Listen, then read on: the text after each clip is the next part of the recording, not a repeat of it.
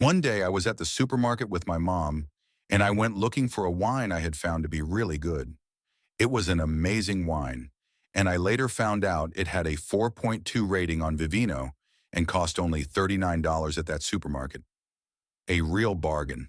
I bought 4 bottles, and my mom took the other 5, so we ended up clearing the stock. At the checkout, we were surprised by a brand representative who had just restocked and wanted to know who had taken the last 9 bottles. We chatted for a while, and she told us that this same wine was going to be sold in a more upscale grocery chain with a different label, but at $300. As far as I know, supermarkets typically have exclusive products to differentiate themselves from competitors. But in this wine case, I felt the need to dig deeper, and what I found is that this practice is not only common, but is just the tip of the iceberg in the industry. What struck me is that for a long time, wine has been portrayed as something only for the wealthy, with the idea that only those with money truly understand quality wine. Beyond my personal experience at the supermarket, several events that shook the wine world seem to show that this idea of wine being for the elite is just a poorly told story passed down for centuries. One of the most notable cases is shown in the 2016 documentary Sour Grape, which argues that wine is just a common drink made from fermented grapes and that there's no real difference between a homemade wine and a wine from a famous cellar. The documentary tells the story of Rudy Kurniawan, an Indonesian who built an empire around selling rare and extremely expensive wines, gaining fame and prestige among wine enthusiasts. Once at the top, Rudy used his fame to deceive wine lovers, orchestrating one of the largest fraud schemes in the history of the wine market.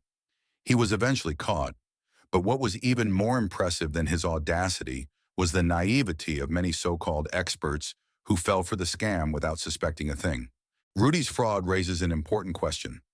Do wine experts really know what they're talking about? Is there a real difference between a supermarket wine and one that costs tens of thousands of dollars? To understand how Rudy managed to deceive so many people, we need to analyze his background. Rudy, originally from Jakarta, moved to the United States in the 90s, where he began his career in the world of wine.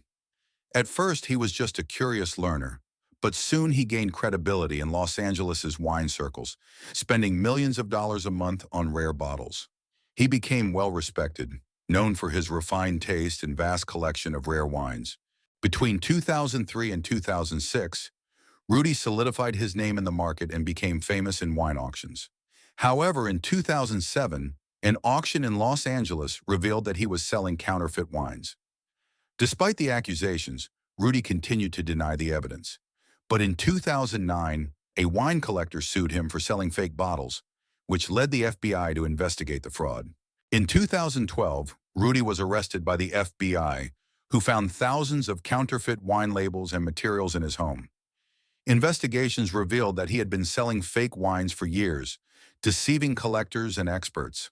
Furthermore, it was discovered that even his name was fake. His real name was Zheng Wanghuan. Rudy was sentenced to 10 years in prison, and his story was a huge blow to the credibility of the wine market. But the case also raised a crucial question. Does the wine market, with its high prices and closed system, truly offer superior quality? Or is it just a facade of prestige? For many, wine has become a status symbol, but Yellowtail, an Australian brand, is challenging this idea by offering quality wines at affordable prices.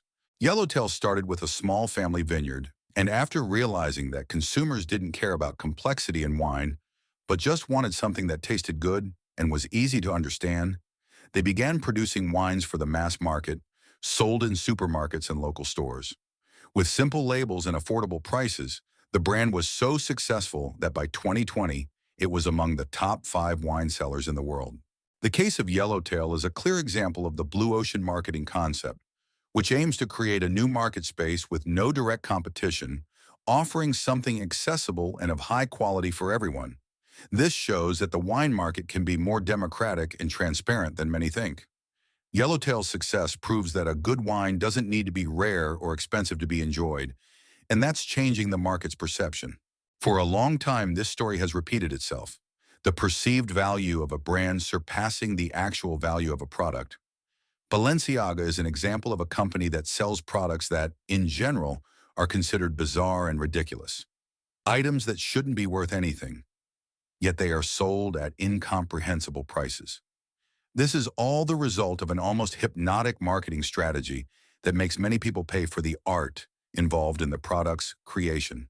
Art, like this worn out and torn sneaker that looks like it was pulled from the bottom of a trash can, yet is sold for an inexplicable 10,000 rays. And the worst part? There are people willing to pay for it. The truth is, the company is simply setting an arbitrary price, much higher than the product's real value, all to fatten its profit margins.